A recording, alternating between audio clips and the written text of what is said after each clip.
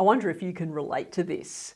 I'm flying from Auckland to Sydney a couple of years ago, and we're a little way into the flight. The captain comes on the radio and in his serious captainly voice lets us know that we're about to fly into some fairly hefty turbulence, but very calm and reassuring, letting us know that there was nothing to be concerned about.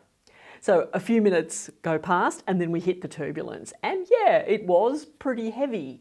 It wasn't fun. I don't really enjoy those situations, but we knew what to expect. He told us that we were flying into the turbulence and it happened, and we came out the other side and everything was fine.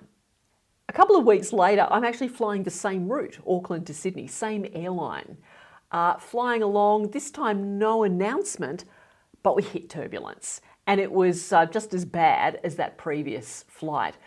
But it was very interesting because the reaction from my fellow passengers, very different. You could hear gasps.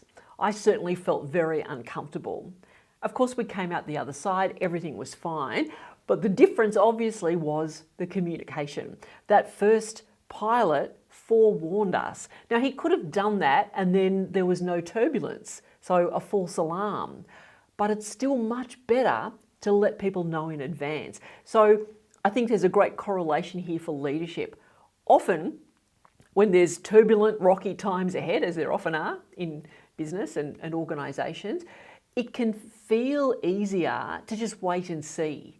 Let's not alarm people, let's not say anything much at the beginning. Let's see how things unfold and then we'll decide whether to communicate. The problem with that is once you've kind of hit the problem and people are in the thick of it, it's really hard to bring them back. You've already lost their trust. They're already forming their own opinions. Much better to get ahead of it if you can, even if it feels uncomfortable, even if it might even feel unnecessary. Really important to be upfront, to be authentic, to tell people what you can, tell people what you know, give them certainty. Then if things end up being better than you expect, happy days. So communicate upfront, even if you feel some reluctance to that. That's how you build trust.